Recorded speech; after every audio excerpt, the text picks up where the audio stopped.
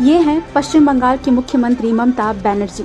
कई सालों से सत्ता पर इनका कब्जा है, लेकिन फिर भी कोलकाता आरजीकर मेडिकल हॉस्पिटल के अंदर महिला डॉक्टरों को सुरक्षा तक नहीं दे पाई और एक दरिंदे ने लेडी डॉक्टर को नोच खाया। 9 अगस्त को हुए लेडी डॉक्टर के साथ रेप की वारदात के बाद पूरा हॉस्पिटल सवालों के घेरे में है। अस्पताल के बड़े अधिकारी से लेकर जूनियर्स पर भी सवाल उठ रहे हैं कि क्या इनकी मिली भगत से डॉक्टर के साथ ये हैवानियत की गई है।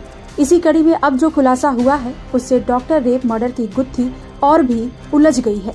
TV9 भारतवर्ष की रिपोर्ट की माने तो कोलकाता रेप मर्डर को लेकर एक लेडी डॉक्टर का ऑडियो वायरल हुआ है, जिसमें उसने पीड़िता के रेप और मर्डर के लिए मेडिकल कॉलेज के स्टाफ पर गंभीर आरोप लगाए हैं।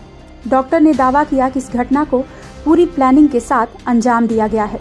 जिस सेमिनार हॉल में वारदात को अंजाम दिया गया, वहां कई सीनियर PGT और कई लोग रेस्ट करने जाते थे, लेकिन 8 अगस्त की रात पीड़िता को अकेले ही सेमिनार हॉल में सोने के लिए कहा गया, यानी कि जानबूझकर पीड़िता को अकेला छोड़ा गया। इस दौरान सेमिनार हॉल में काम होगा ये कहकर किसी को भी वहां जाने नहीं दिया गया। इससे पहले 4 लोगों ने पीड़िता के साथ खाना भी खाया। इनमें एक लड़की भी शामिल है। ये वही लड़की है जिसके साथ पीड़िता की कहासुनी हुई थी। खाना खाते समय वो पीड़िता से झगड़ने लगी, फिर धमकी देकर वहां से चली गई। इसके बाद उसके दोस्तों ने जमकर शराब पी और फिर वापस आकर पीड़िता पर हमला किया। 2 लोगों ने उसके दोनों हाथ पकड़े। इंटर्न लड़की ने भी उसकी मदद की, उसे जोर से खींचकर पटक लिया। जोर से पटकने की वजह से ट्रेनी डॉक्टर का पेल्विक बोन टूट गया, फिर कॉलर बोन टूट गया। इसके बाद अत्याचार करने का सिलसिला शुरू हुआ और पीड़िता को उल्टा किया गया। उसकी पीठ पर ये लोग चले, इससे उसकी माथे की हड्डी भी टूट गई, फिर गला दबाकर उसकी हत्या कर दी गई। वायरल ऑडियो में लेडी डॉक्टर ने दावा किया कि जब ट्रेनी डॉक्टर को मारने के बाद ये लोग बाहर निकले तो इन्होंने देखा कि नीचे आरोपी संजय शराब पी रहा है। ये लोग जानते थे कि उसके कनेक्शन क्रिमिनल्स के साथ हैं। वो कॉल गर्ल्स को भी घर बुलाता है। ऐसे में उससे कहा गया कि सेमिनार रूम में तुम्हारे लिए कुछ रख कर आए हैं, जाकर तुम काम कराओ। इसके बाद उसने डेड बॉडी से रेप किया। बाथरूम में हाथ धोए। उस दिन सबूत मिटाने के लिए दीवार को तोड़ दिया गया। बाथरूम की जगह को भी तोड़ा गया। कहा गया कि वहाँ रूम बनाएंगे। ऐसे में ये बात साफ हो गई है कि लड़की के गुस्से की वजह से ही पीड़िता को तड़पा कर मौत के घाट उतार दिया गया, जिसकी जानकारी हॉस्पिटल के बड़े अधिकारियों को भी थी, लेकिन उन्होंने कुछ भी नहीं किया। बल्कि 9 अगस्त को पीड़िता की लाश बरामद होने के बाद उसके घर वालों को बताया गया कि आपकी बेटी ने आत्महत्या कर ली है, जबकि पीड़िता की बॉडी आधी रात को हुई खौफनाक वारदात की कहानी बयां कर रही थी।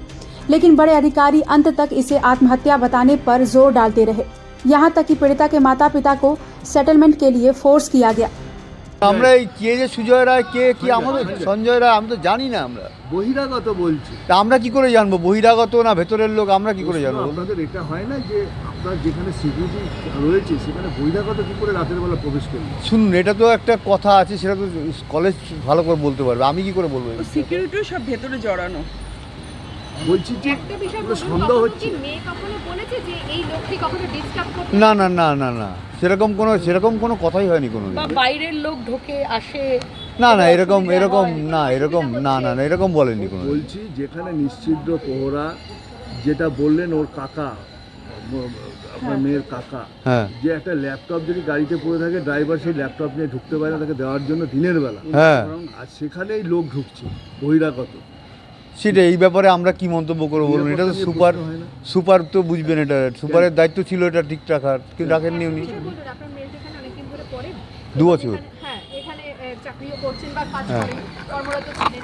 এই যে বাইরের থেকে যে এই লোকেরা যে ঢোকে বা কিছু, এরা মানে কখনো কি বলেছে যে খুব মানে পরিবেশ বা এনভায়রনমেন্ট খুব বাজে ছিল? কখনো তাকে না, এরকম আমার মেয়ে সমস্ত কিছু এড়িয়ে চলার চেষ্টা করতো।